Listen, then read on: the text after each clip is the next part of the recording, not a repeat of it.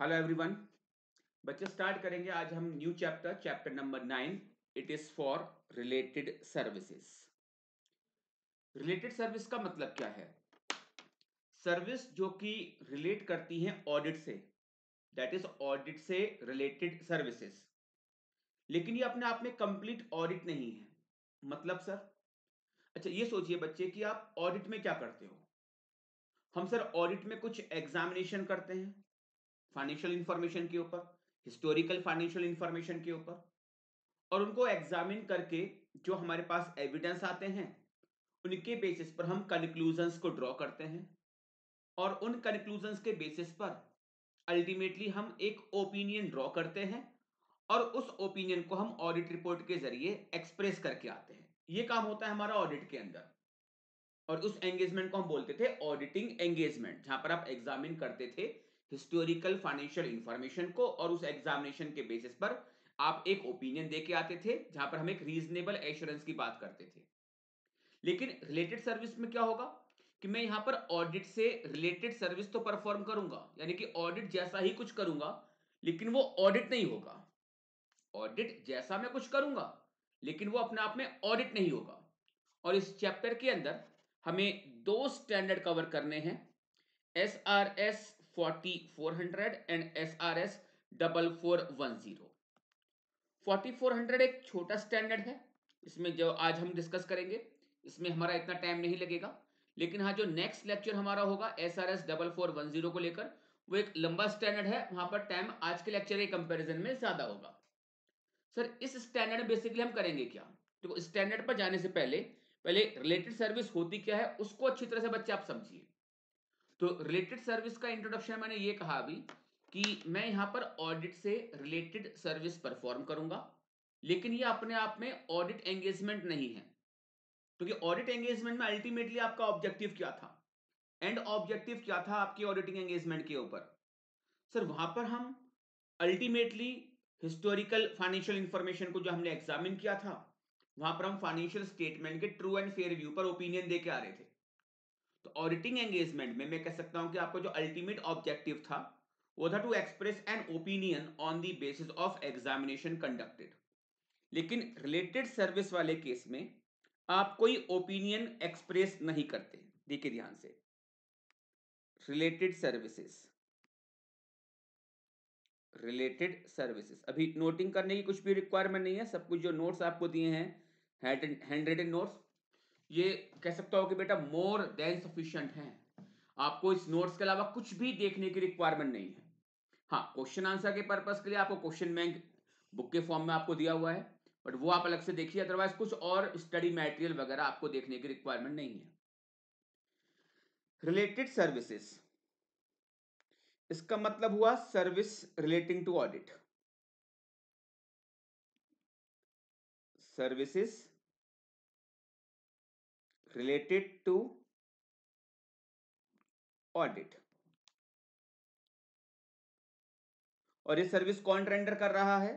No doubt ये एक CA in practice, यानी एक सीए जिसके पास सर्टिफिकेट ऑफ प्रैक्टिस है, वो ऑडिट से रिलेटेड सर्विस परफॉर्म कर रहा है। अगर हम बात करें तो क्या ऑडिट के अंदर ओपिनियन को एक्सप्रेस करना होता है? यस। लेकिन इन सर्विस के अंदर जो हम आज के लेक्चर में कवर कर रहे हैं, इस सर्विस के अंदर बेसिकली कोई ओपिनियन एक्सप्रेस नहीं की जाती। No opinion, no opinion is expressed under these services. यानी कि जरा सोच समझ के बताइए, क्या रिलेटेड सर्विस एंगेजमेंट को, रिलेटेड सर्विस एंगेजमेंट को क्या मैं अपने आप में एक non assurance engagement, non assurance engagement कह सकता हूं क्या? रिलेटेड सर्विसेज एंगेजमेंट को क्या मैं अपने आप में एक नॉन एश्योरेंस एंगेजमेंट कह सकता हूं क्या? यस और नो, प्लीज अपना आंसर निकालिए।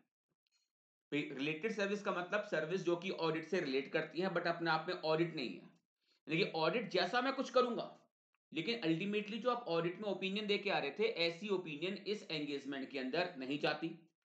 और जहां ओपिनियन होती है वहां हम एश्योरेंस की बात करते हैं, और जहां ओपिनियन नहीं है वहां एश्योरेंस भी नहीं है। सिंपल सी बात। भाई जहां मैं ओपिनियन देता हूं वहां मैं कह सकता हूं कि मैं एश्योरेंस की बात करता हूं। जैसे ऑडिट के अंदर आप एक ओपिनियन देके आते हो तो हम वहां पर एक रीजनेबल एश्योरेंस की बात करते हैं। लेकिन सर इस एंगेजमेंट के अंदर, रिलेटेड सर्विस एंगेजमेंट के अंदर, हम कोई ओपिनियन को तो एक्सप्रेस करके आते ही नहीं है। No opinion is express. तो क्या ये अपने आप में एक नॉन एश्योरेंस एंगेजमेंट बनेगा, नहीं बनेगा? डेफिनेटली यस, ये अपने आप में एक नॉन एश्योरेंस एंगेजमेंट है। सर कुछ एग्जांपल देंगे? बिल्कुल, मैं दो एग्जांपल दूंगा, और ये दोनों ही एग्जांपल जो होंगे वो जो हमारे दो स्टैंडर्ड हैं, SRS 4400 एंड SRS 4410, वो इन्हीं के ऊपर रहेंगे। पहला एग्जांपल सुनिए ध्यान से। एक कंपनी है ए लिमिटेड। इस कंपनी ने एसबीआई को एक CC limit, cash credit limit के लिए अप्लाई किया है। इसको सीसी लिमिट चाहिए, सपोज 5 CR, 5 करोड़ रुपए की इसको एक सीसी लिमिट की रिक्वायरमेंट है। कैश क्रेडिट लिमिट एक तरह का वर्किंग कैपिटल लोन होता है। सीसी लिमिट 1 साल के लिए आपको सैंक्शन होती है, फिर 1 साल के बाद डॉक्यूमेंटेशन दोबारा से होता है, रिन्यूअल होता है इसका।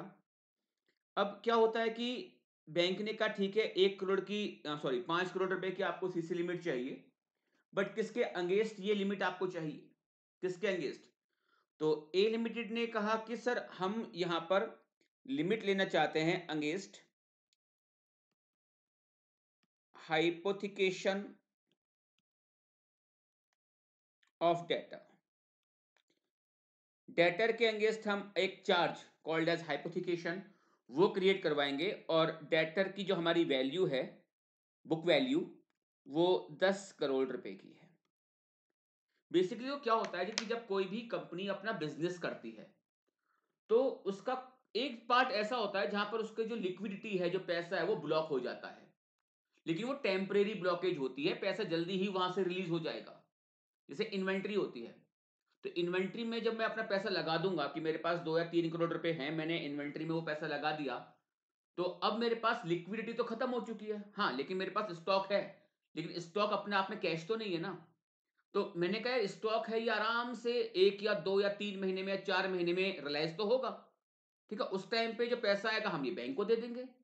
तो मैंने कहा अगर बैंक मुझे फंडिंग करे और मैं स्टॉक सेल करके फिर ये पैसा मैं वापस बैंक को दे दूं, क्या मेरी इस तरह से लिक्विडिटी प्रॉब्लम की जो एक कह सकते हो एक टेम्परेरी रिक्वायरमेंट है, शॉर्ट टर्म रिक्वायरमेंट है, क्या ये पूरा हो सकता है? नहीं हो सकता?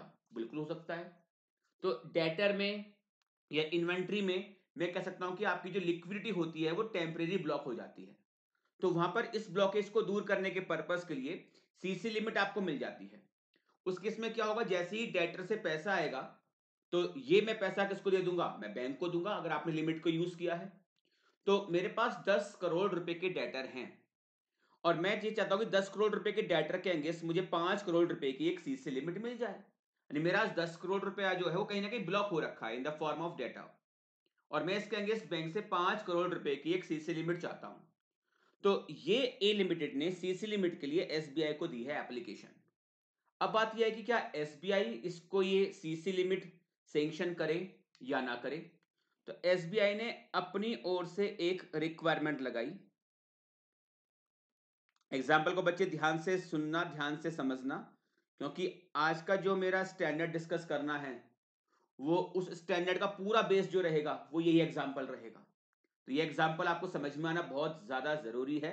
अगर ये समझ में नहीं आया तो स्टैंडर्ड समझ में नहीं आएगा। वैसे एग्जाम्पल नो डाउट समझ में आ जाएगा, टेक्निकल नहीं है बिल्कुल। तो एसबीआई की रिक्वायरमेंट आती है कि बोले सर हमें एक सेपरेट रिपोर्टिंग डेटर के ऊपर करवाइए। यानी एसबीआई की रिक्वायरमेंट ये है कि सर डेटर पर कुछ प्रोसीजर्स परफॉर्म करवाइए, और वो प्रोसीजर्स परफॉर्म करवा के जो भी फैक्चुअल फाइंडिंग है उसकी रिपोर्टिंग बैंक को आप करवा दीजिए। मतलब एसबीआई की रिक्वायरमेंट ये है कि डेटर पर डेटर पर कुछ प्रोसीजर्स कुछ procedures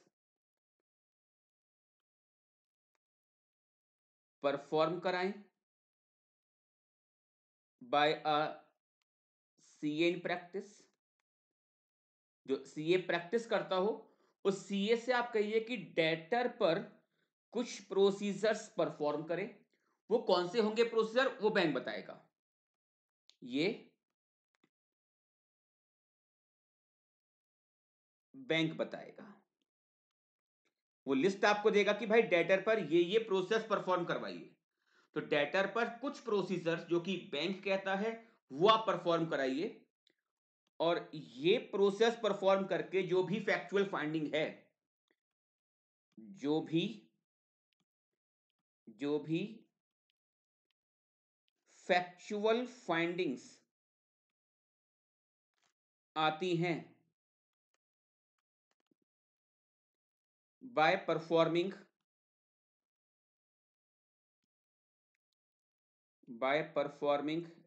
above mentioned procedure,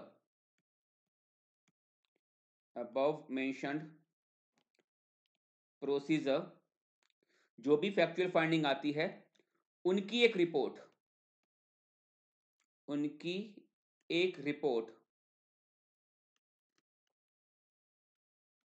bank को सबमिट करें। बात समझ में आ रही है बैंक क्या कह रहा है आपसे? ए लिमिटेड ने एसबीआई को 5 करोड़ रुपए की एक सीसी लिमिट के लिए अप्लाई किया है। कंपनी कह रही है भाई हमारे पास 10 करोड़ रुपए के बुक डेट हैं, यानी कि ऐसे डेट जो बुक में एग्जिस्ट करता है in the form of data. हम इस पर हाइपोथिकेशन क्रिएट करने के लिए तैयार हैं। तो जब ऐसी एक एप्लीकेशन सीसी लिमिट के लिए बैंक में जाती है, तब उस केस में बैंक ने अपनी ओर से रिक्वायरमेंट करी और बैंक ने आपको प्रोसीजर की एक लिस्ट प्रोवाइड कराई। बोले सर ये है कुछ प्रोसीजर, आप इन प्रोसीजर को जो कि बैंक आपको दे रहा है, आप इनको डेटर पर परफॉर्म करवाइए। परफॉर्म कौन करेगा?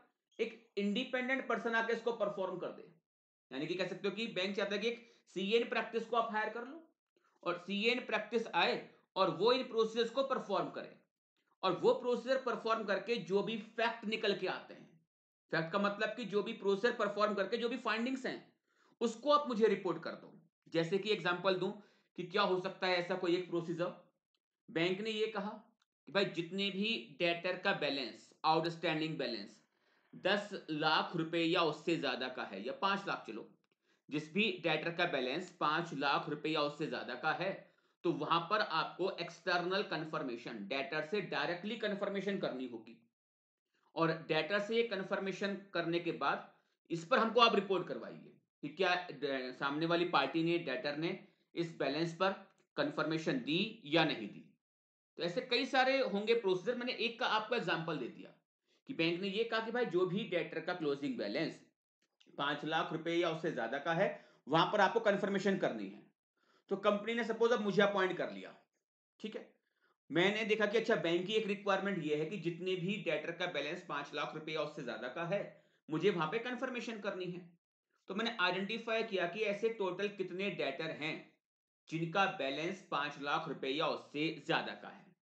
तो आइडेंटिफाई किया कि लगभग टोटल सपोज ऐसे 20 डेटर थे, 20 कस्टमर थे जिनका की क्लोजिंग बैलेंस 5 लाख रुपए या उससे ज्यादा का था। तो मैंने अब इन 20 के 20 को कंफर्मेशन भेजी। 20 में से 15 ने मुझे रिप्लाई करा, 5 ने मुझे रिप्लाई नहीं करा। हालांकि मैंने रिमाइंडर दिया था उनको, लेकिन मेरे रिमाइंडर देने के बावजूद भी वहां से रिप्लाई नहीं आया। तो मैंने 20 को कंफर्मेशन रिक्वेस्ट भेजी, 15 के रिप्लाई आए और 5 के रिप्लाई नहीं आए। जो 15 के रिप्लाई मेरे पास आए थे उनमें से 12 का बैलेंस सपोज कंपनी के रिकॉर्ड से मैच कर रहा था और 3 का बैलेंस कंपनी के रिकॉर्ड के साथ मैच नहीं कर रहा था। क्लियर? तो ये हुई फैक्चुअल फाइंडिंग कि जैसा बैंक ने करने के लिए कहा था मैंने वैसा परफॉर्म करा, और वैसा परफॉर्म करके जो भी फैक्ट निकल के आएगा उसकी मैं रिपोर्टिंग करूंगा। तो मेरी रिपोर्टिंग क्या कहेगी यहां पर कि बैंक की रिक्वायरमेंट थी ऐसे कस्टमर जिनका क्लोजिंग बैलेंस 5 लाख रुपए या उससे ज्यादा का है, वहां पर मुझे कंफर्मेशन करनी है। तो मैंने अब अपनी फैक्चुअल फाइंडिंग रिपोर्ट में क्या लिखना है, टोटल ऐसे 25 कस्टमर थे या 20 कस्टमर थे जिनका बैलेंस 5 लाख रुपए या उससे ज्यादा का था। इनको जब मैंने कंफर्मेशन रिक्वेस्ट भेजी तो 20 में से 5 का रिप्लाई मेरे पास नहीं आया, 15 का रिप्लाई मेरे पास आया था, 5 का रिमाइंडर भी दिया था बट उन्होंने रिप्लाई नहीं किया। और 15 जो रिप्लाई मेरे पास आए थे उनमें से 12 का रिकॉर्ड कंपनी के रिकॉर्ड से मैच कर रहा था, जबकि 3 का रिकॉर्ड कंपनी के रिकॉर्ड के साथ मैच नहीं कर रहा था।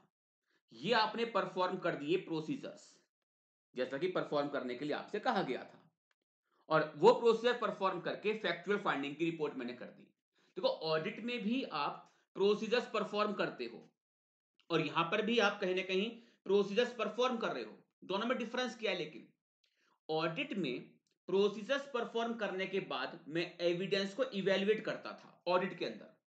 फिर मैंने प्रोसेस परफॉर्म करे, एविडेंस आए, मैं उन एविडेंस को इवेल्युएट करता था, उसके बेसिस पर मैं कंक्लूजन्स ड्रॉ करता था, फिर मैं ओपिनियन तक पहुंचता था। यहां पर आपको ओपिनियन देनी नहीं है, तो एविडेंस को इवेल्युएट करने का झंझट नहीं होगा इस जगह पर, बस मैं काम करूंगा और काम करके जो भी फैक्ट मेरे पास आएंगे वो फैक्ट मैं रिपोर्ट कर दूंगा। मुझे एविडेंस को इवेल्युएट नहीं करना, कंक्लूजन्स को ड्रॉ नहीं करना, मुझे यहां पर कोई ओपिनियन देनी ही नहीं है। फर्क समझ में आ रहा है? ऑडिट में क्या हो रहा है, ऑडिट में और इस एंगेजमेंट में अगर मैं कहूं सिमिलरिटी क्या है, तो दोनों में ही आप प्रोसीजर्स परफॉर्म कर रहे हो।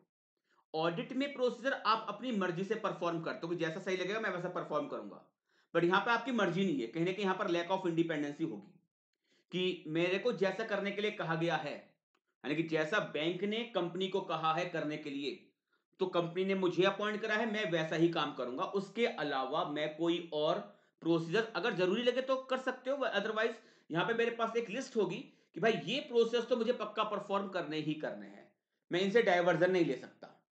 जबकि ऑडिट में आपकी मन की मर्जी चलती है, कोई आपको बताता नहीं है कि आपको ये परफॉर्म करना है, बट इस एंगेजमेंट के अंदर आपको बताया जा रहा है कि आपको ये परफॉर्म करना है।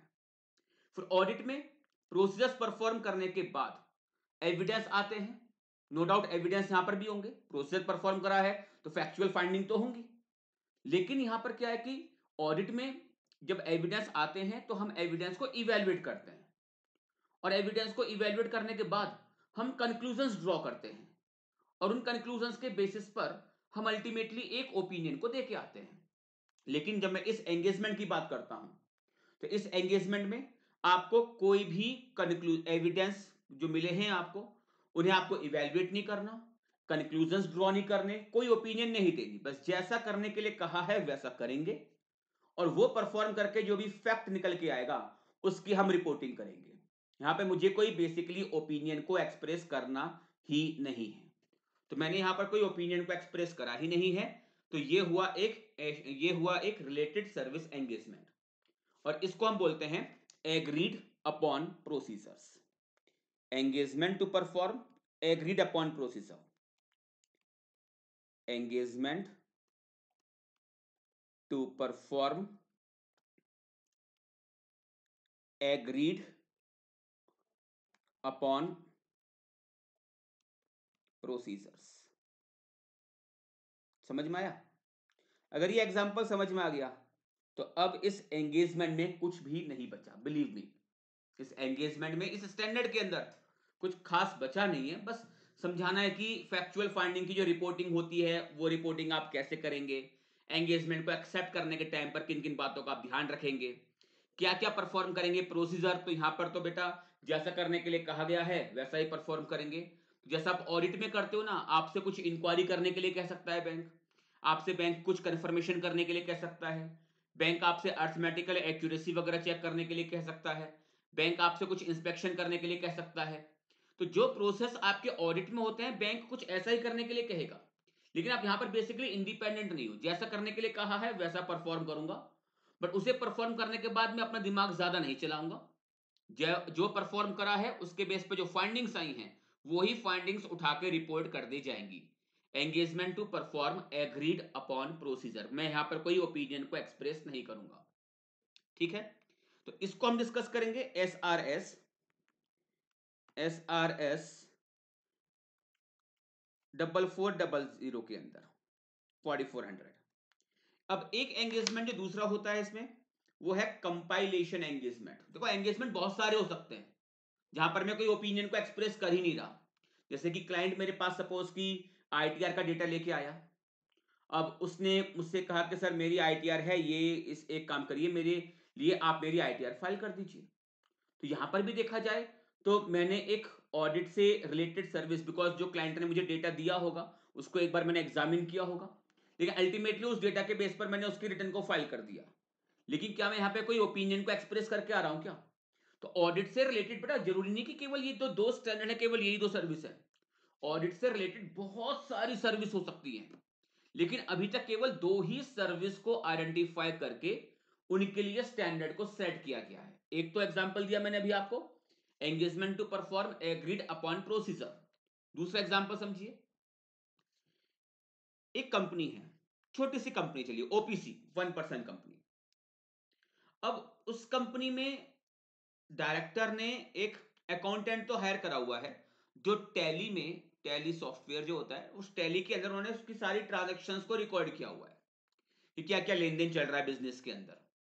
लेकिन अल्टीमेटली जब ईयर एंड होता है तो as per schedule third, that is financial reporting framework, अब उस कंपनी को अपने फाइनेंशियल स्टेटमेंट्स तैयार करवाने हैं।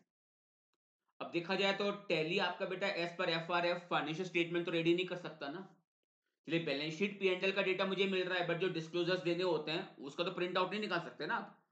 तो अब डायरेक्टर को एक बात ही सता रही है कि ठीक है मेरा ट्रांजेक्शन्स वगैरह सब कुछ लेन देन मेरा टैली में रिकॉर्ड है, लेकिन अब कोई एक सीए को मैं हायर कर लेता हूं और वो आके मेरे फाइनेंशियल स्टेटमेंट तैयार करवा दे as per the applicable FRF.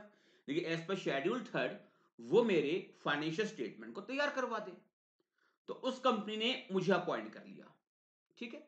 अब मैं उस कंपनी के यहां पर जा रहा हूं, लेकिन सोचिए क्या मैं उसके फाइनेंशियल स्टेटमेंट की ऑडिट करने जा रहा हूं या उसको फाइनेंशियल स्टेटमेंट बनाने में उसको असिस्ट करने के लिए जा रहा हूं? क्या लगता है बच्चे आपको?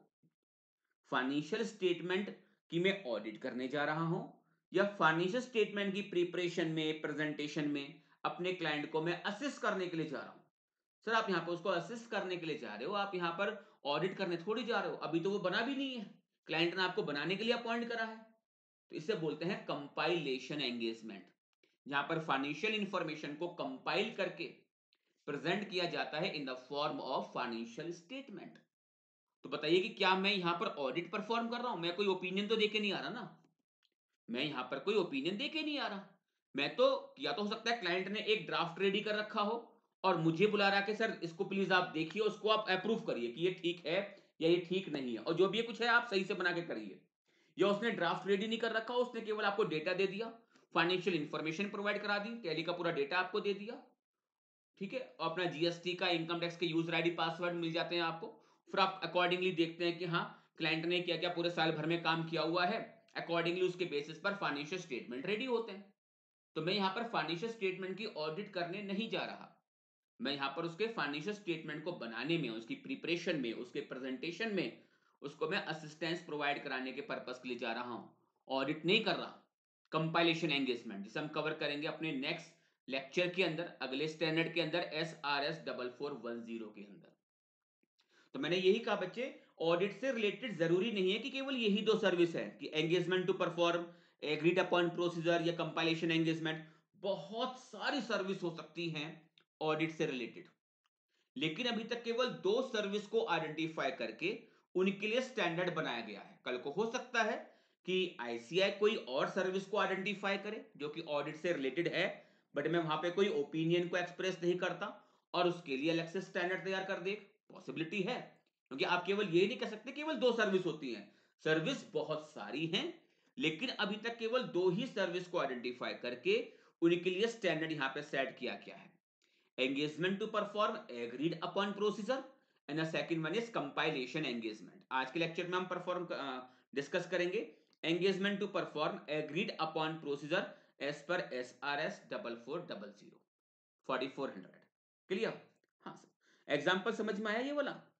अगर ये एग्जांपल समझ में आ गया है तो फिर इस स्टैंडर्ड में कुछ खास बचा नहीं है। आज का लेक्चर ज्यादा बड़ा नहीं होगा हमारा, लेकिन हाँ SRS ये कंप्लीट होगा हमारा। देखो क्या है chapter 9, it is for related services. Related service का मतलब मैंने आपको बताया ऑडिट से रिलेटेड सर्विस। दो एसआरएस कवर करने हैं, SRS 4400 एंड 4410।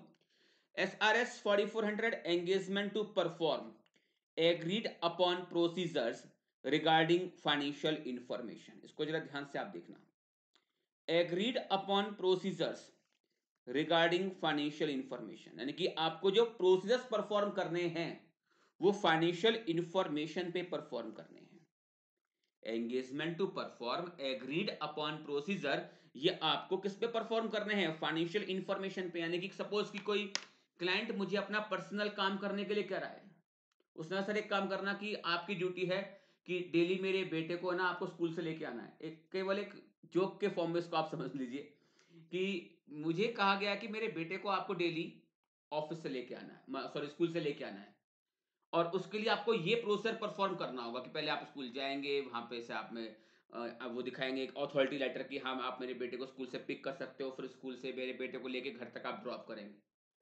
ये भी तो मैं कुछ काम कर रहा हूं, लेकिन क्या ये काम ऑडिट से रिलेटेड है? मतलब रिलेटेड सर्विस का मतलब ये नहीं है कि आपने कुछ भी काम कर लिया जहां पर कि मैं यहां पर कोई ओपिनियन को एक्सप्रेस करके आ रहा हूं ना।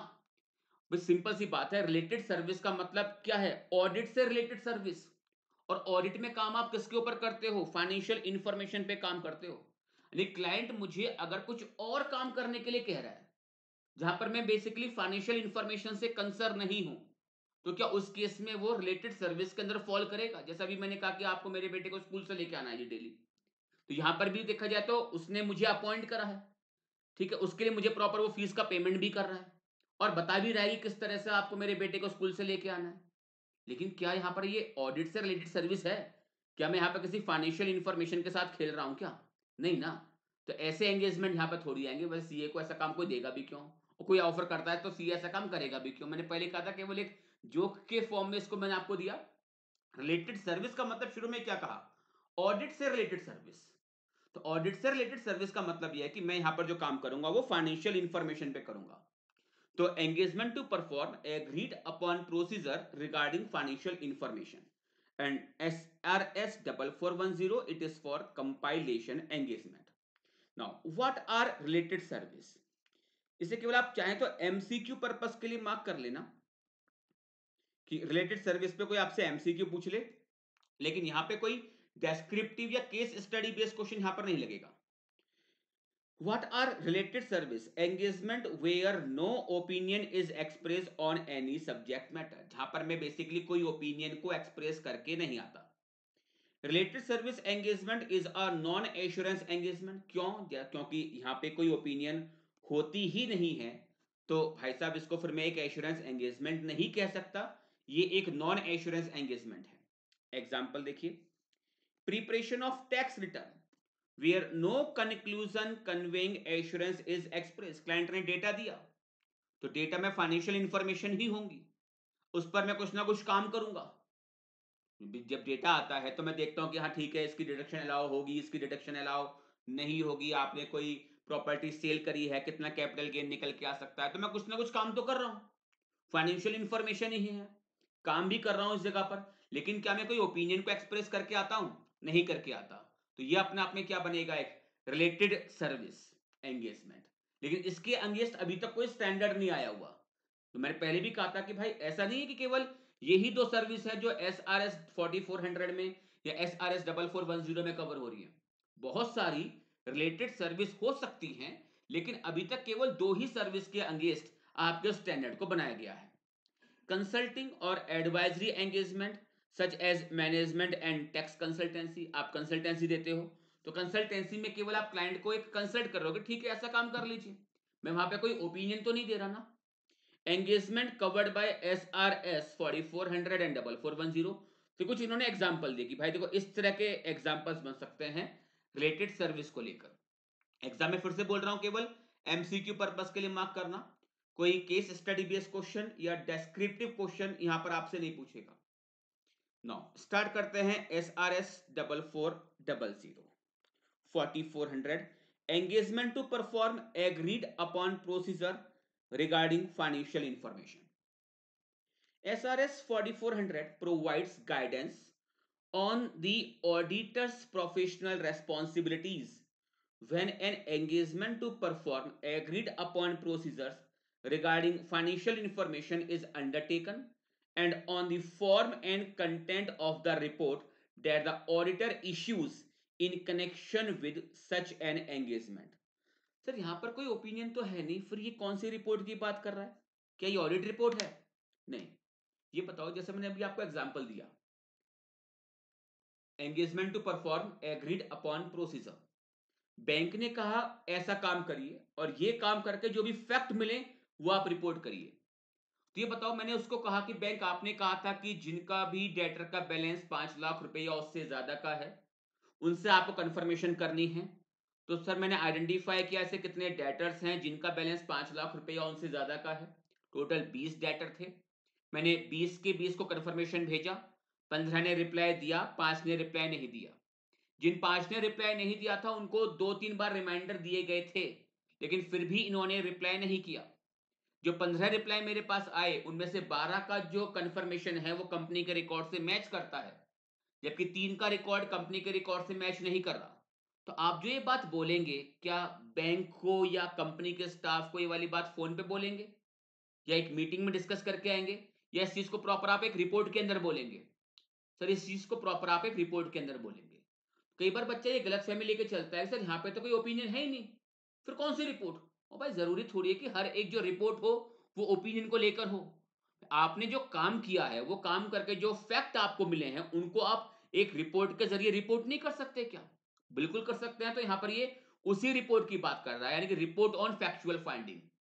रिपोर्ट ऑन फैक्चुअल फाइंडिंग, इसका फॉर्म क्या रहेगा, उसका कंटेंट क्या रहेगा, ताकि रिपोर्टिंग में एक कंसिस्टेंसी रहे। तो किस फॉर्म एंड कंटेंट के साथ आपको रिपोर्टिंग करनी चाहिए फैक्चुअल फाइंडिंग्स की? तो SRS 4400 provide guidance on the auditor's professional responsibilities when an engagement to perform agreed upon procedure regarding financial information is undertaken, and on the form and content of the report that the auditor issues in connection with such an engagement. यहां पर थोड़ा सा ना, अगर आपको confusion नहीं हुआ है, चलो एक कंफ्यूजन मैं क्रिएट करता हूं आपके लिए, कि यहां पर जो पर्सन ये काम कर रहा है, that is CA in practice, CA in practice, उसको ऑडिटर क्यों कह रहे हैं? ऑडिट तो नहीं कर रहा ना मैं, ऑडिट तो नहीं कर रहा मैं यहां पर। तो जब मैं यहां पर ऑडिट नहीं कर रहा हूं तो फिर इसको यहां पर ऑडिटर के जरिए क्यों एड्रेस किया जा रहा है? क्योंकि आप देखेंगे जब हम 4410 पे आएंगे, 4410 पे आएंगे, तो वहां पर ऑडिटर वर्ड यूज नहीं किया गया होगा, वहां पर वर्ड यूज किया गया है प्रैक्टिशनर, जो प्रैक्टिस करता है। यहां पर ऑडिटर वर्ड क्यों यूज किया, सोच सकते हो? आपको शायद मेरा क्वेश्चन समझ में नहीं अभी तक आया हो। क्वेश्चन ये है कि इस स्टैंडर्ड के अंदर जो पर्सन काम कर रहा है, जैसे अभी मैंने ऊपर एग्जांपल आपको दिया था, कंपनी ने एसबीआई को अप्लाई किया, तो एसबीआई ने कहा ठीक है, डायरेक्टर पे कुछ ये एक लिस्ट पकड़ा दी कि ये प्रोसेस आप डायरेक्टर पे परफॉर्म कराइए, और डायरेक्टर पे परफॉर्म करवा के जो भी फैक्चुअल फाइंडिंग है उसकी रिपोर्ट आप बैंक में सबमिट करवाइए। तो कंपनी ने ये काम कराने के लिए मिस्टर एक्स को अपॉइंट कर लिया, जो कि सीए हैं, प्रैक्टिस में है। मिस्टर एक्स को हायर किया। तो मिस्टर एक्स क्या यहां पर ऑडिट करने के लिए आ रहे हैं? क्या मिस्टर एक्स ए लिमिटेड में ऑडिट करने के लिए आ रहे हैं?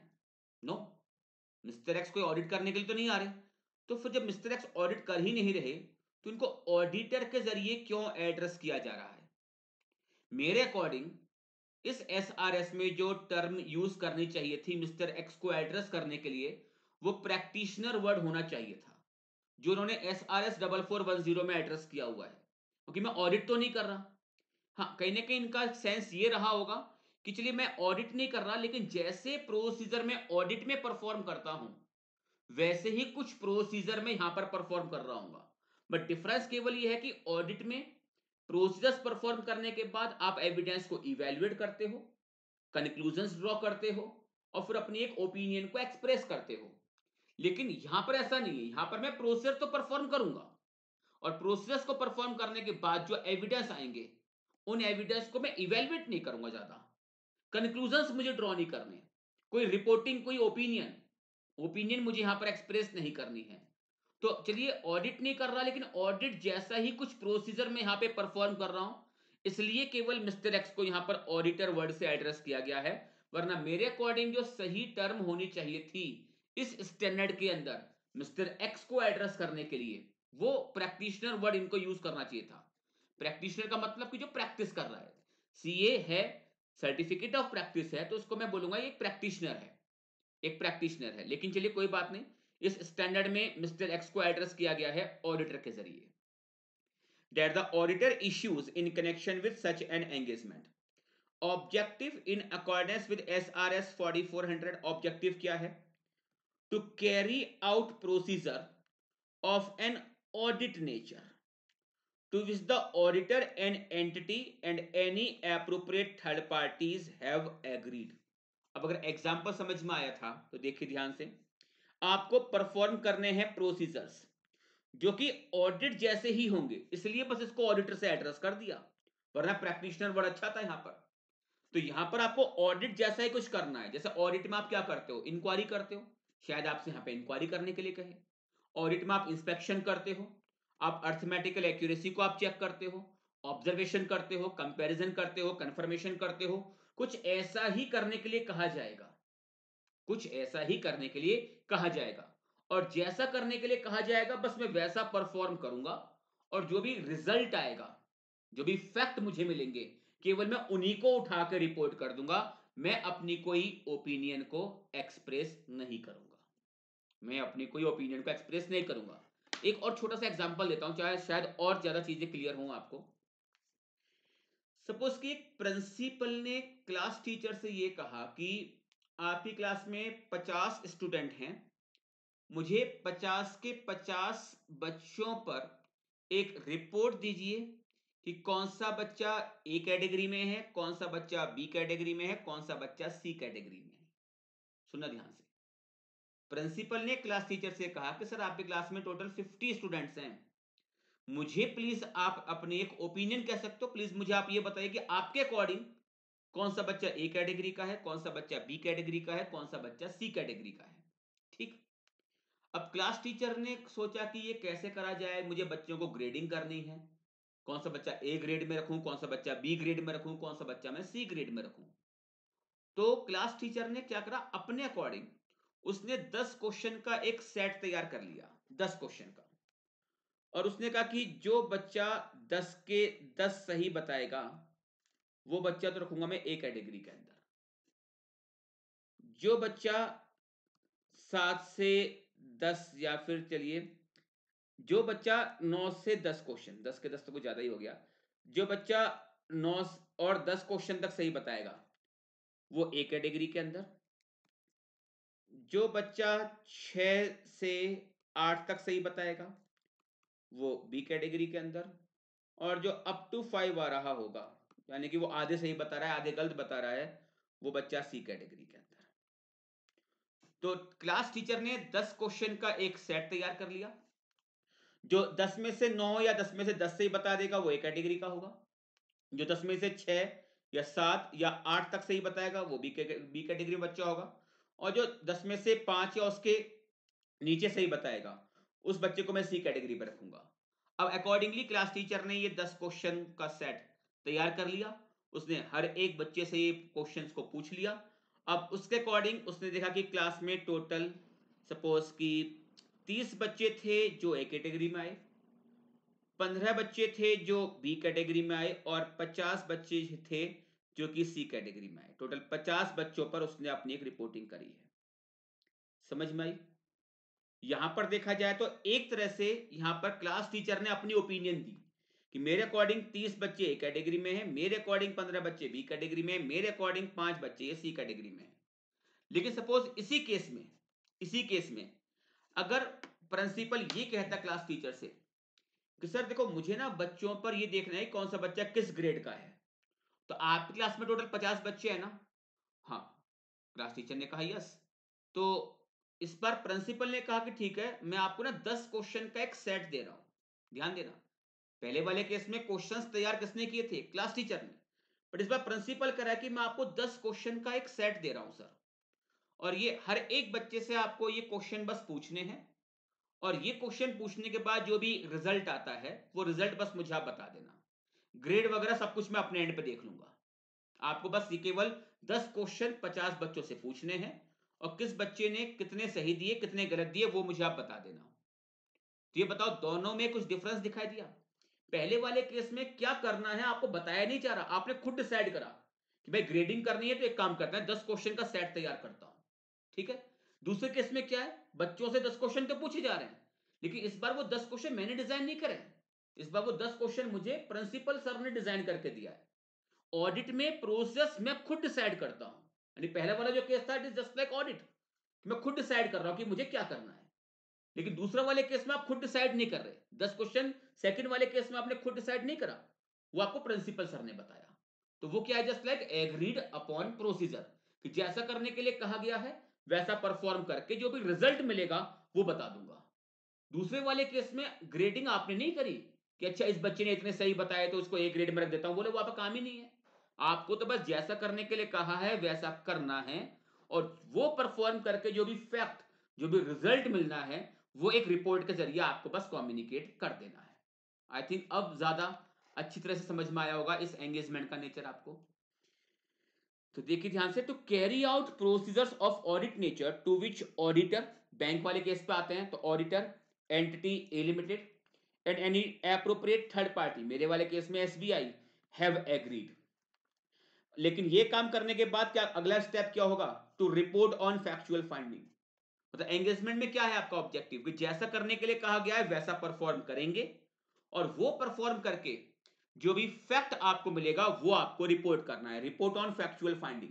फैक्चुअल फाइंडिंग का मतलब क्या है, वो फाइंडिंग्स जो प्रोसीजर्स परफॉर्म करके आपको मिली, वो फाइंडिंग्स जो कि प्रोसीजर्स परफॉर्म करके आपको मिली है। एग्जांपल मैंने अभी थोड़ी देर पहले आपको दिया कि जिनका बैलेंस 5 लाख रुपया उनसे ज्यादा का था, उस पर कंफर्मेशन करने के लिए कहा गया था आपको, तो आपने क्या लिखा उसके अंदर कि भाई टोटल 20 डेटर जिनका बैलेंस 5 लाख रुपया उससे ज्यादा का था, मैंने कंफर्मेशन करी, 5 ने रिप्लाई नहीं दिए रिमाइंडर देने के बावजूद भी, 15 का रिप्लाई मेरे पास आया, 15 में से 12 का कंफर्मेशन कंपनी के रिकॉर्ड से एग्री करता है, जबकि 3 का रिप्लाई, 3 का कंफर्मेशन कंपनी के रिकॉर्ड से डिसएग्री करता है। तो ये क्या है, it is a factual finding, जो कि एक रिपोर्ट के जरिए आपको देनी है। The report is usually restricted to those parties that have agreed to the procedures to be performed, since other unaware of the reason of procedure may misinterpret the result। सोचिए जो ये रिपोर्ट है, क्या ये रिपोर्ट जनरल यूजर को दी जाएगी, या जिसकी रिक्वेस्ट पर ये प्रोसीजर्स परफॉर्म कराए गए हैं केवल उन्हीं को मिलेगी। सर ये तो किसी स्पेसिफिक यूजर की रिक्वायरमेंट पे काम किया है ना, तो इसका जो यूजर होगा वो स्पेसिफिक होगा, यानी जनरल पब्लिक के लिए, जनरल यूजर के लिए ये रिपोर्ट आपकी अवेलेबल नहीं रहेगी। The report is usually restricted to those parties that have agreed to the procedures to be perform, यानी कि एंटिटी और बैंक, किसी और थर्ड पार्टी के लिए ये आपको प्रोवाइड नहीं करवाना चाहिए, बिकॉज वो इसके रिजल्ट को मिस इंटरप्रेट कर सकता है, since other unaware of the reason of procedure may misinterpret the result। Audit versus agreed upon procedure, तो इस पे तो मैं ऑलरेडी इतना डिफरेंशिएट कर चुका हूं। ऑडिट में ओपिनियन दी जाती है, यहां पर ओपिनियन नहीं दी जाती। ऑडिट एक एश्योरेंस एंगेजमेंट है, एग्रीड अपॉन प्रोसीजर एक नॉन एश्योरेंस एंगेजमेंट है। या फिर ऑडिट में प्रोसेस परफॉर्म करके एविडेंस इवेल्युएट किए जाते हैं, कंक्लूजन्स को ड्रॉ किया जाता है, तब ओपिनियन तक पहुंचते हैं। जबकि एग्रीड अपॉन प्रोसीजर्स में प्रोसीजर्स परफॉर्म किए जाते हैं ऑडिट नेचर वाले ही, लेकिन हम यहां पर बेसिकली कोई एविडेंस को इवेल्युएट नहीं कर रहे हैं, कंक्लूजन्स ड्रॉ नहीं करते, और अल्टीमेटली यहां पर कोई ओपिनियन नहीं जाती। इसलिए ये अपने आप में होता है एक नॉन एश्योरेंस एंगेजमेंट। क्लियर है? बहुत अच्छा बेटा, मैं उम्मीद कर सकता हूं अभी तक आपको समझ में आ रहा होगा। हाँ सर आ रहा है, कैरी ऑन, चलते रहिए। General principles of N agreed upon procedures, जैसे हम बात करते हैं कि भाई आप कोड ऑफ एथिक्स होते हैं, एंगेजमेंट परफॉर्म करते हो तो आप कहते हो ना कि objectivity, integrity, professional competence, due care, professional behaviour, confidentiality, same यहां पर आपको फॉलो करना है। लेकिन हाँ, इंडिपेंडेंसी की इस जगह पर रिक्वायरमेंट नहीं है, यहां पर लैक ऑफ इंडिपेंडेंसी रहेगा, क्योंकि मैं अपने अकॉर्डिंग तो काम नहीं कर रहा ना, जैसा करने के लिए कहा गया है वैसा ही आपको यहां पर काम करना है। हाँ अगर देखो बैंक सपोज ये कहता है कि भाई आप इंडिपेंडेंट मैनर में ही काम करेंगे, ठीक है, कुछ हमने आपको प्रोसेस परफॉर्म करने के लिए कहा है, बट अगर आपको जैसा और जरूरी लगे वैसा भी आप काम करिए, तो उस केस में इंडिपेंडेंसी आ सकता है। लेकिन इन जनरल बात करें तो यहां पर लैक ऑफ इंडिपेंडेंसी होती है, और अगर लैक ऑफ इंडिपेंडेंसी है तो इस वाली बात को आप रिपोर्ट में लिख के आइए कि भाई मैं इस एंगेजमेंट में इंडिपेंडेंट नहीं हूं, जैसा करने के लिए कहा गया था मैंने वैसा काम किया है। तो सारे जनरल प्रिंसिपल्स एग्जैक्टली सेम रहेंगे एक्सेप्ट फॉर इंडिपेंडेंसी। देखिए, general principle of an engagement, general principles of N agreed upon procedures engagement, MCQ purpose के लिए मार्क करना केवल इंडिपेंडेंसी वाले पॉइंट पर, एमसीक्यू, अदरवाइज बिल्कुल सेम रहेंगे।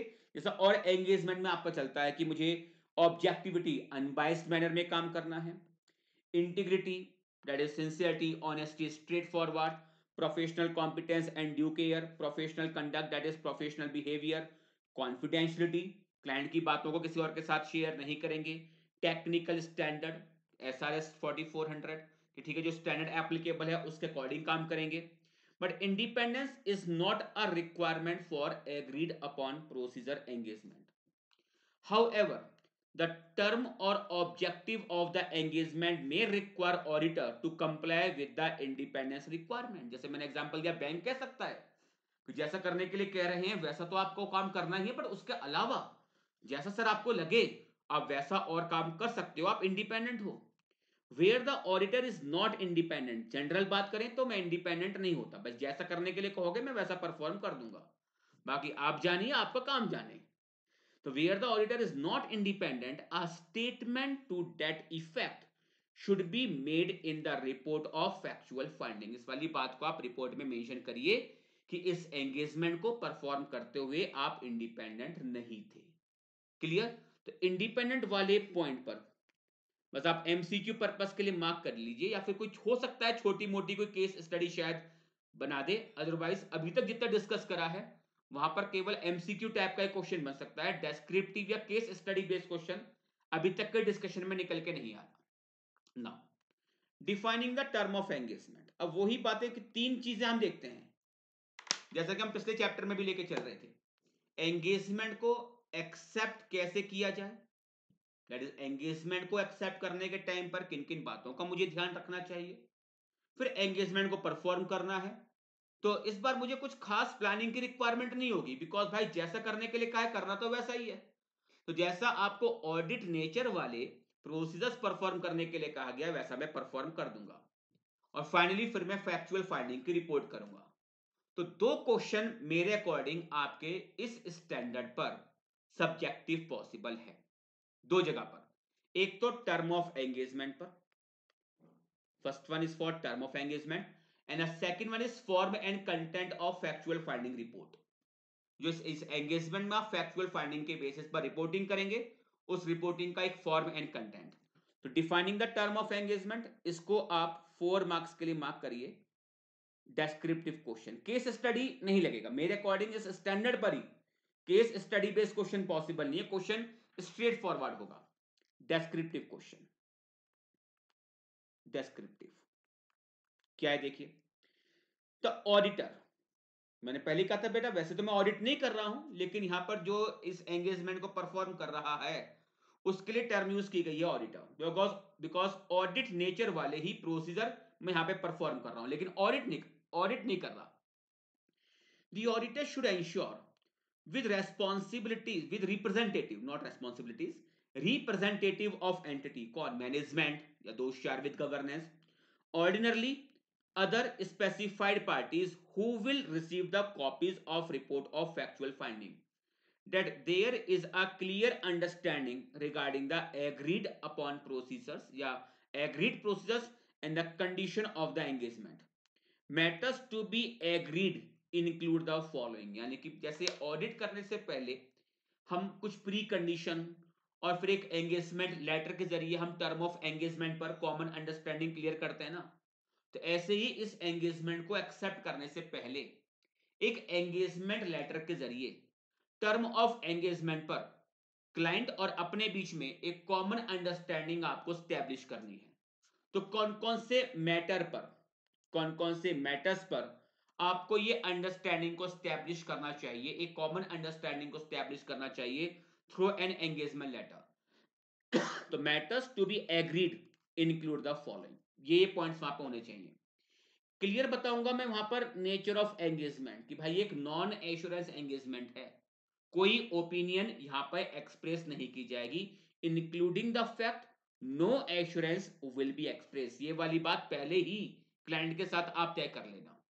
Second, stated purpose for the engagement कि भाई ये एंगेजमेंट हुआ क्यों है। तो एंगेजमेंट लेटर में क्लियर आएगा कि हाँ भाई देखो, बैंक कंपनी ने बैंक में लोन के लिए अप्लाई किया था, सीसी लिमिट के लिए अप्लाई किया था, बैंक की रिक्वायरमेंट थी कि भाई डेटर पर हमें कुछ रिपोर्टिंग चाहिए, तो कुछ प्रोसीजर्स जो कि बैंक ने डिसाइड किए थे वो बैंक के एंड पे थे, उन्हें मैं परफॉर्म करूंगा, और उन्हें परफॉर्म करके जो भी फैक्ट मिलेंगे उसकी रिपोर्टिंग करनी है। तो किस पर्पस के लिए ये एंगेजमेंट किया जा रहा है, तो बैंक कंपनी को लोन की रिक्वायरमेंट थी, तो वहां पे क्रेडिटर की एक रिक्वायरमेंट को फुलफिल करने के पर्पस के लिए ये एंगेजमेंट हो रहा है। Identification of financial information to which the agreed upon procedures will be perform. मेरे वाले केस में कौन हुआ, डेटर, मेरे वाले एग्जांपल वाले केस में डेटर। तो identification of financial information to which the agreed upon procedures will be applied. Nature, timing and extent of specific procedures to be applied, ये तो मेन पार्ट होगा, क्योंकि भाई मुझे पता तो होना चाहिए ना कि मुझे कौन कौन से प्रोसेस परफॉर्म करने हैं। तो जो जो प्रोसेस परफॉर्म करने हैं आपको, जो जो बैंक ने बेसिकली कहा है कंपनी से कि एक सीए से आप ये प्रोसेस परफॉर्म कराइए, तो उन प्रोसीजर्स का नेचर, टाइमिंग एंड एक्सटेंड क्या है, ये सारी बातें क्लियरली होनी चाहिए एंगेजमेंट लेटर के अंदर। And the lastly, limitation on the distribution of the report. हर कोई यानी कि जनरल यूजर के लिए रिपोर्ट आपकी अवेलेबल नहीं होगी, एंटिटी के लिए या कोई और थर्ड पार्टी जिसकी रिक्वायरमेंट पे ये काम हो रहा है, केवल वहीं तक आपकी रिपोर्ट लिमिट रहेगी।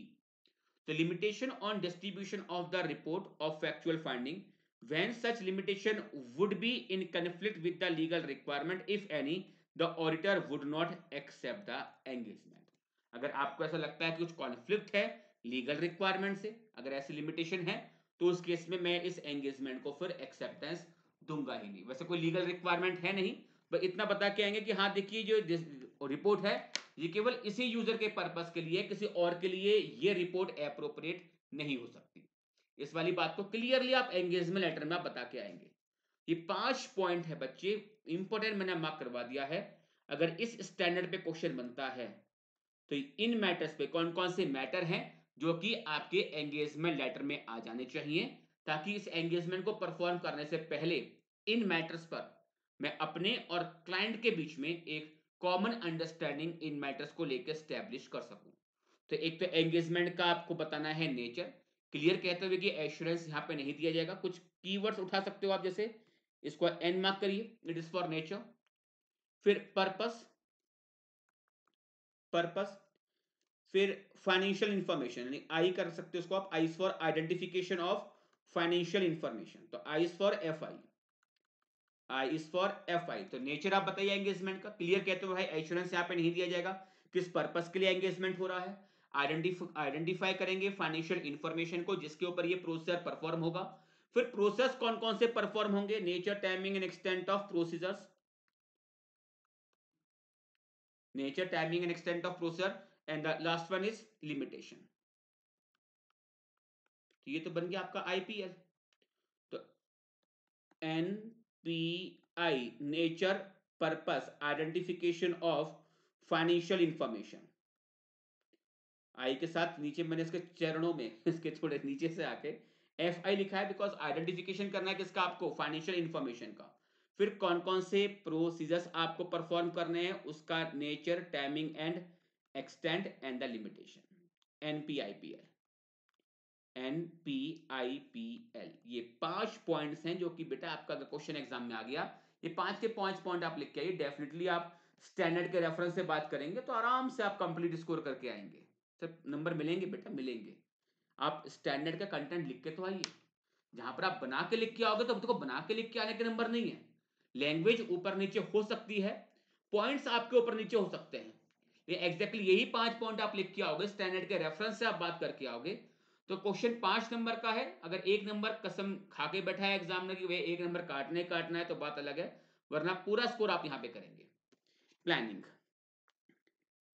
the auditor should plan the work so that an effective engagement will be performed। Exam के पर्पस के लिए कट कर सकते हो। प्रोसीजर एंड एविडेंस, केवल रीड करना है, इसको भी कट करवा दूंगा। The auditor should carry out the procedures agreed upon and use the evidence obtained as basis for the report of factual finding.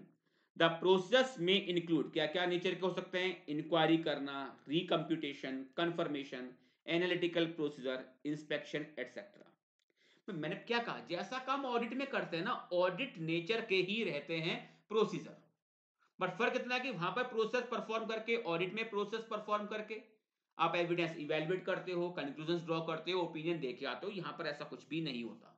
तो ऑडिट जैसा ही कुछ करने के लिए कहा जाएगा, बट ओपिनियन मुझे यहां पे एक्सप्रेस नहीं करनी। तो प्लानिंग को आप कट कर दीजिए, प्रोसेस एंड एविडेंस इसे आप कट कर दीजिए। सर रिपोर्टिंग को कट कर दे, हाँ पूरा ही कट कर दो ना लाइन को। रिपोर्टिंग पे क्वेश्चन बनेगा, रिपोर्टिंग का यानी कि जो आपका रिपोर्ट होगी उसके फॉर्म एंड कंटेंट पर क्वेश्चन बन जाएगा।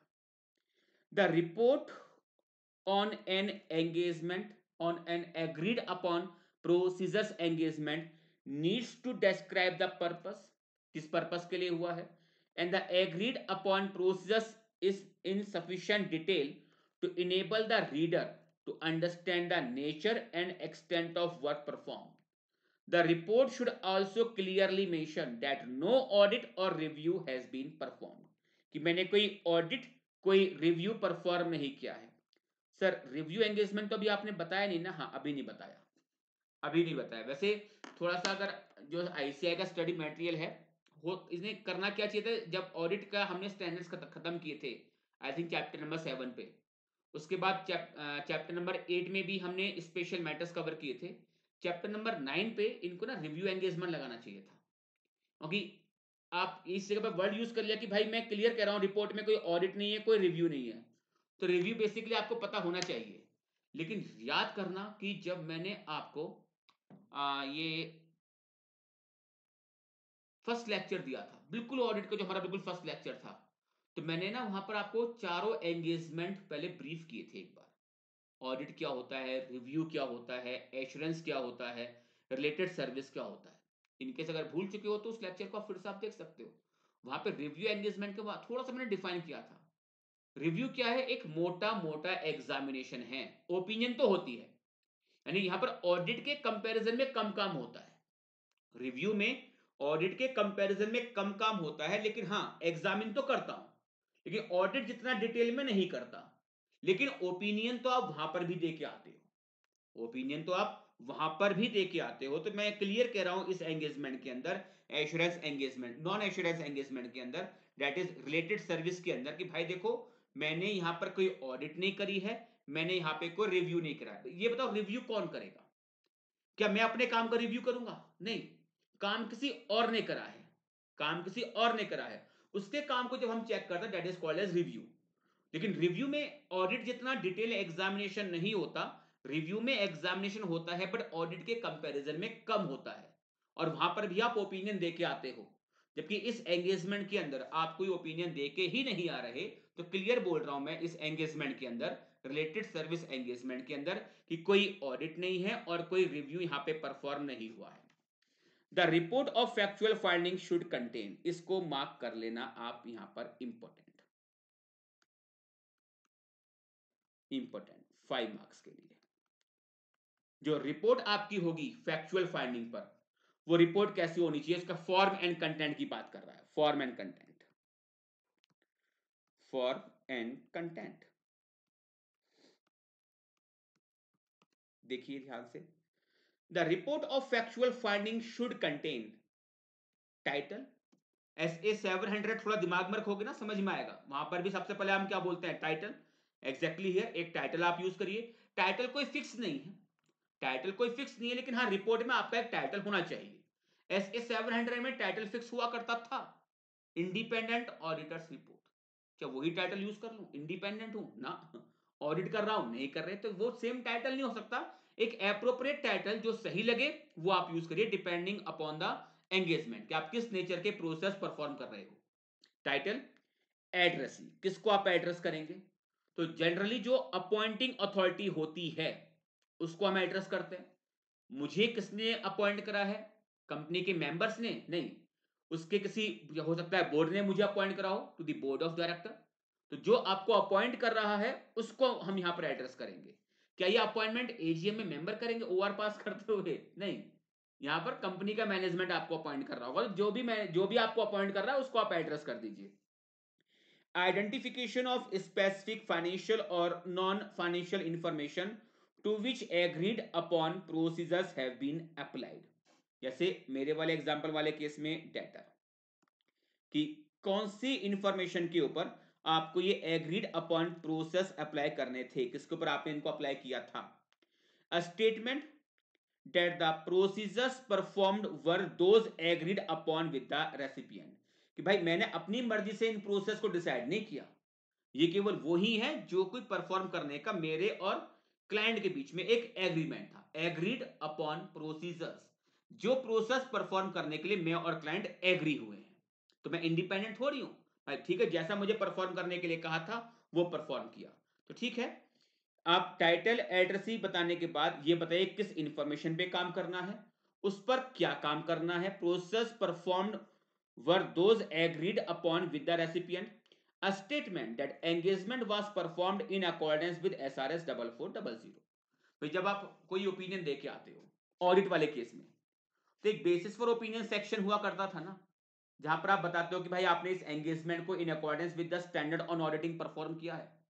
तो यहां पर भी मैं क्या बोल रहा हूं कि जो स्टैंडर्ड परफॉर्म हुआ है, ये जो मेरा एंगेजमेंट परफॉर्म हुआ है, नॉट स्टैंडर्ड, जो ये एंगेजमेंट परफॉर्म हुआ है वो एज पर SRS 4400 परफॉर्म हुआ है। Identification of purpose for which the agreed upon procedures were performed।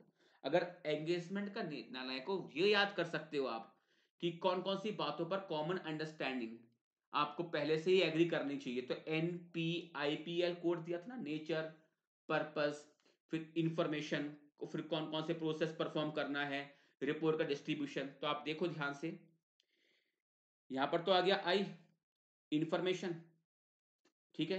इसके ऊपर कौन कौन से प्रोसेस आप परफॉर्म कर रहे हो, पी, और इसके बाद आगे यहां पर पर्पस। तो वही 5 पॉइंट जो थे उनमें 3 पॉइंट तो आपको यहां पर दिखाई देंगे। इसके अलावा मैंने एक्स्ट्रा ये बताया कि भाई इस एंगेजमेंट को मैं एज पर SRS 4400 परफॉर्म कर रहा हूं। A listing of the specific procedures performed. Listing का मतलब कौन कौन से प्रोसेस परफॉर्म करे हैं वो आप यहां बताइए। सर ये ऊपर नहीं बताया? नहीं, ऊपर तो हमने ये बताया कि भाई देखो जो भी प्रोसेस हमने परफॉर्म किए हैं ये वो ही हैं जिनको कि परफॉर्म करने का मेरे और रेसिपिएंट के बीच में एक एग्रीमेंट हुआ था, जिस पर हम दोनों एग्री हुए थे। यहां पर एग्जैक्टली क्या है प्रोसीजर आपने डी पॉइंट के अंदर नहीं बताया। डी पॉइंट में आपने एक स्टेटमेंट दिया कि हमने जो भी परफॉर्म किया, हमने जो भी परफॉर्म किया वो परफॉर्म किया है जो कि मैंने और मैनेजमेंट ने आपस में बैठ के डिसाइड किया था, ठीक है, ये काम करना है। लेकिन एग्जैक्टली वो करा क्या था वो हमने जी पॉइंट पे यहां बताया।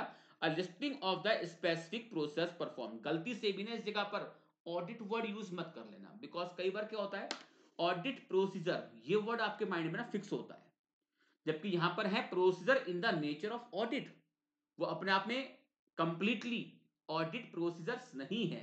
तो गलती की संभावना है बेटा जी, यहां पर एग्जाम में गलती हो सकती है।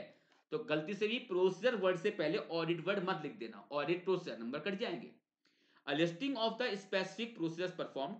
अ description of the auditor's factual finding including sufficient details or errors and exceptions found। कि भाई अब जो आपने परफॉर्म करके जो रिजल्ट आपको मिला था फैक्चुअल फाइंडिंग्स वो बताइए। तो चीजें आप लिंक कर सकते हो, देखो इसको रटने की रिक्वायरमेंट नहीं है, दिमाग चलाएंगे तो देखो टाइटल तो आएगा ही आएगा, एड्रेस ही आएगा, किस इंफॉर्मेशन पे काम करना है वो आपने बता दिया, इस इंफॉर्मेशन पे जो भी करना है वो वही है जिसको मेरे और रेसिपिएंट के बीच में एग्रीमेंट हुआ था। फिर एग्जैक्टली आपने उसके ऊपर काम क्या किया वो आप बताइए। Listing of specific process perform, किस पर्पस के लिए करा है, किस स्टैंडर्ड के बेस पर करा। अब परफॉर्म करके जो भी फैक्चुअल फाइंडिंग मिली है वो आप बताइए, इंक्लूडिंग सफिशिएंट डिटेल, कोई एरर आपको मिली है या एक्सेप्शन आपको मिली है वो भी आप बताइए। सर एरर या एक्सेप्शन का मतलब क्या है बेटा, सुनो ध्यान से। एक्सेप्शन जैसे कि 15 डाटा का रिप्लाई आया था, 12 का रिप्लाई कंपनी के रिकॉर्ड से मैच कर रहा था, 3 का रिप्लाई कंपनी के रिकॉर्ड से मैच नहीं कर रहा था। तो सुनिए ध्यान से, 3 का रिप्लाई कंपनी के रिकॉर्ड से मैच नहीं कर रहा, ये अपने आप में कोई मिस स्टेटमेंट नहीं है। टाइमिंग डिफरेंस हो सकता है कि भाई सपोज किसी डेटर ने पेमेंट 31 मार्च को चेक से किया, डेटर ने ये पेमेंट अपनी बुक्स में 31 मार्च को रिकॉर्ड कर ली, कंपनी में वो चेक 1 या 2 तारीख को आया, कंपनी वो पेमेंट अपने यहां पे 2 तारीख को लगा रही है, तो इस बीच 31 मार्च फाइनेंशियल ईयर चेंज हो गया तो डिफरेंस आएगा। डेटर अपने यहां पर पेमेंट को पिछले फाइनेंशियल ईयर में दिखा रहा होगा, जब भी कंपनी के पास चेक 1 या 2 तारीख में आया है तो कंपनी ने ये पेमेंट दिखाई है अगले फाइनेंशियल ईयर में, तो टाइमिंग डिफरेंस हो सकता है, बट ये एक एक्सेप्शन है। एक्सेप्शन का मतलब क्या है कि देखो जहां पर मैं श्योर नहीं हूं कि ये मिस स्टेटमेंट है नहीं है, बट चीजें मिसमैच हो रही हैं, तो जब एविडेंस के बीच में कॉन्ट्रडिक्शन हो बट आप श्योर नहीं है कि वास्तव में ये मिस स्टेटमेंट है और नहीं भी, इट मे और may not be a misstatement, then it is called as exception. SA 505 में एक्सेप्शन का मीनिंग भी बताया गया है, जब क्लाइंट का रिकॉर्ड और कंफर्मिंग पार्टी का रिप्लाई आपस में मैच नहीं करता, this situation is called as exception. Third party कह रही भाई मुझे कंपनी का केवल 10 लाख देना है, कंपनी कह रही भाई से तो 15 लाख लेना है, तो ये एक एक्सेप्शन है, अभी अभी क्लियर नहीं है कि वास्तव में मिस स्टेटमेंट है या नहीं। तो प्रोसेस परफॉर्म करके या तो मुझे एरर मिलेगी मिस स्टेटमेंट या मुझे कोई एक्सेप्शन मिलेगी, तो जो आपने की फैक्चुअल फाइंडिंग थी उनका डिस्क्रिप्शन दीजिए कि जैसे कि 20 डेटर थे जिनका बैलेंस 5 लाख रुपए या उससे ज्यादा का था, 15 ने रिप्लाई दिया, 5 ने रिप्लाई नहीं दिया, जो 15 का रिप्लाई आया था 12 का रिकॉर्ड कंपनी से मैच कर रहा था बट 3 का रिकॉर्ड कंपनी से मैच नहीं कर रहा था। फिर ये बताऊंगा जो जिनका रिकॉर्ड कंपनी से मैच नहीं कर रहा, वहां पर कंपनी का रिकॉर्ड क्या कह रहा था, उनका रिप्लाई क्या कह रहा था, ये क्या है, sufficient detail of exceptions found, जो एक्सेप्शंस मिली है सफिशिएंट, आपने उसका डिटेल चीजें अपनी रिपोर्ट में प्रोवाइड कराई।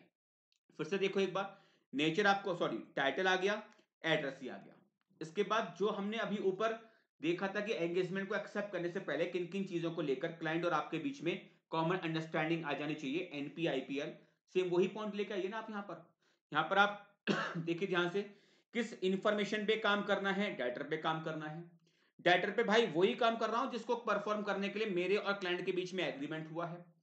फिर किस पर्पस के लिए हम डाटर पे काम कर रहे हैं, डाटर पे हमने एक्चुअल क्या क्या काम किया, और वो काम करके जो भी फैक्चुअल फाइंडिंग्स हैं, sufficient detail of error and exceptions found, वो मैंने बता दिया। Statement that process perform do not constitute either audit or review and as such no assurance is express. Clearly बोलूंगा इस वाली बात को कि भाई ठीक है, हमने जो काम करा है वो अपने आप में ना तो ऑडिट होती है और ना ही अपने आप में रिव्यू है, अकॉर्डिंगली इस एंगेजमेंट के अंदर मैं कोई भी एश्योरेंस यहां पे एक्सप्रेस नहीं कर रहा। Statement that auditor performed additional procedures and audit or review other matters might have come to light that would have been reported, मतलब ये वाला स्टेटमेंट हो भी सकता है और नहीं भी, जे पॉइंट ये कह रहा है कि भाई देखो जब मैंने कुछ काम किया और काम करके सपोज मुझे लगा कि यार इस जगह पे कुछ और एक्स्ट्रा कर लेना चाहिए, एडिशनल का मतलब क्या है, what is called additional procedure, सोचिए ध्यान से, what is called additional procedure, भाई डेट सपोज बैंक ने कंपनी को डेटर पे काम करने के लिए सपोज 5 प्रोसीजर्स परफॉर्म करने के लिए कहे थे, बैंक ने कंपनी से डेटर पर 5 प्रोसेस परफॉर्म करने के लिए कहा था कि डेटर पे ये काम करवा लीजिए, तो ये तो हुआ कि लिस्टिंग, जो ये वाला पॉइंट था, a listing of specific process perform, कि भाई ठीक है मैंने ये काम करने, आपने ये काम मुझे करने के लिए कहा था बट ये परफॉर्म करके अगर मुझे लगा कि नहीं यार इस जगह पे थोड़ा सा और एक्स्ट्रा काम कर लेना चाहिए, it is called as additional procedure, यानी कि in addition to agreed upon procedures. तो a statement that the auditor performed additional procedure and audit or review other matters might have come to light that would have been reported, कि भाई कोई matter अगर मेरी knowledge में आया और मुझे लगता है कि यहाँ पे कुछ और एक्स्ट्रा कर लेना चाहिए तो मैंने वो काम करा है, और हाँ उनको भी मैंने प्रॉपर रिपोर्ट करा है। रिपोर्ट का मतलब कि जो आपने सपोज यहाँ पर 1 या 2 प्रोसेस एक्स्ट्रा परफॉर्म कर लिए, तो यहाँ पर जो पॉइंट था जी, a listing of specific process perform, क्या मैं यहाँ पर केवल वही लिख के आऊंगा जिनको करने के लिए एग्रीमेंट हुआ है, तो कुछ एडिशनल काम किया है वो भी आप यहां बताएंगे, जो एडिशनल किया है वो भी बताइए कि अल्टीमेटली आपने कौन कौन से प्रोसेस को परफॉर्म किया, वो जो मेरे और क्लाइंट के बीच में एग्रीमेंट हुआ है वो तो बताऊंगा ही बताऊंगा। अगर इसके अलावा कुछ और एडिशनल काम किया है वो भी आप बताइए। A statement that report is restricted to those parties that have agreed to the process to be performed, ये आ गया ऑडिट, नॉट ऑडिट रिपोर्ट, या रिपोर्ट का आपका लिमिटेशन। तो मैं फिर से बोल रहा हूं बच्चे, जो जिन मैटर्स के ऊपर आपके और क्लाइंट के बीच में एक कॉमन अंडरस्टैंडिंग स्टैब्लिश हुई थी इस एंगेजमेंट को एक्सेप्ट करने से पहले, आप देख पा रहे हो सारे पॉइंट्स आपको इस जगह पर देखने को मिल रहे हैं रिपोर्ट के अंदर। A statement, when applicable, that the report relates only to the element, account, item of or financial या non-financial information specified, and that it does not extend to the entity's financial statement as a whole। कि भाई मैंने केवल debtor पे काम किया है, इसको मैंने कभी भी financial statement as a whole मैंने यहां पर काम नहीं किया। अगर जरूरी लगे तो ये स्टेटमेंट आप दीजिए। And finally date, place and signature, DPS, date, place and signature. एक दो बार रीड करेंगे, बल्कि बोलूंगा बेटा एक बार लिख के देखोगे तो फॉर्म एंड कंटेंट कुछ खास डिटेल है नहीं। अगर आपको एग्जांपल समझ में आपको आया था जो इस स्टैंडर्ड को स्टार्ट करने से पहले, जो एक बैंक वाला एग्जांपल मैंने आपको दिया था, कंपनी ने लिमिट के लिए अप्लाई किया बैंक को, बैंक ने कहा ठीक है ये काम करवाइए, अगर ये चीजें समझ में आई थी आपको, तो मैं फिर से बोल रहा हूँ बेटा स्टैंडर्ड कोई खास डिफिकल्ट था नहीं, बहुत बेसिक सा स्टैंडर्ड था।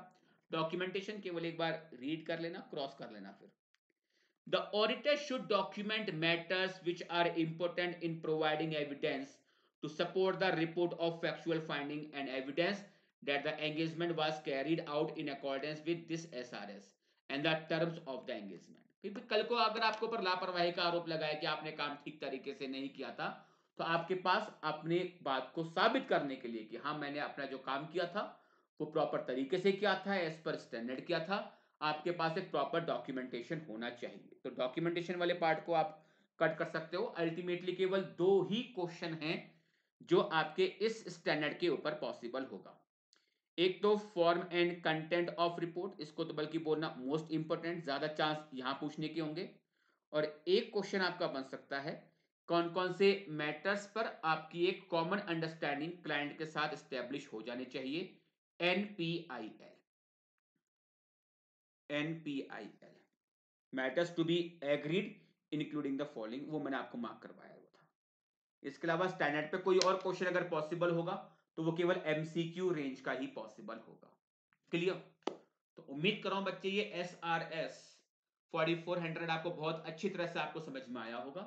तो अगला स्टैंडर्ड देखने से पहले प्लीज जल्दी से एक दो बार इसको क्विक रीडिंग में से आप कवर करिए, और जहां पर दो जगह मैंने आपको मार्क करवाया है तो वहां पर जो पॉइंट्स हैं प्लीज उनको एक बार लिखकर आप जरूर देखिए। बिलीव मी स्टैंडर्ड हमेशा के लिए आपका हो जाएगा। जितना डेली इसमें डिले करोगे ना कि नहीं अभी नहीं कर रहे, 2 दिन के बाद देख लूंगा, 3 दिन के बाद देख लूंगा, चीजें बड़ा डिले हो जाएंगी। और डिले हो जाएंगी तो कुछ पॉइंट्स जो अभी आपको रिकॉल हैं शायद फिर वो आपके दिमाग से निकलने शुरू हो जाए। तो जितना देरी करोगे उतना अपना नुकसान करोगे। मैं बार बार देखो हर वीडियो में के एंड में आके लास्टली आपसे ये बोलता हूँ कि रिक्वेस्ट करता हूँ कि प्लीज रीडिंग करने की आदत डालो, और जहां जहां मैं क्वेश्चन मार्क करवाता हूं एक बार प्लीज उसको आप लिखकर जरूर देखिए। ये दो चीजें आप फॉलो कर जाओ, बिलीव मी ऑडिट में जो स्कोर करने का एक अच्छा स्कोर करने का टारगेट सेट करा है, 60-70s में मुझे स्कोर करना है, 80s में स्कोर करना है, वो डेफिनेटली आप स्कोर कर पाएंगे। बस शुरू से ही एक अच्छी प्लानिंग को आप लेते हुए चलिए। तो मिलते हैं आपसे नेक्स्ट लेक्चर में, जहां पर डिस्कस करेंगे हम SRS 4410। वो स्टैंडर्ड थोड़ा सा लेंदी होगा, ठीक है, उसमें टाइम लग सकता है। आज का स्टैंडर्ड में हमारा कोई खास टाइम लगा नहीं। Thanks to all of you.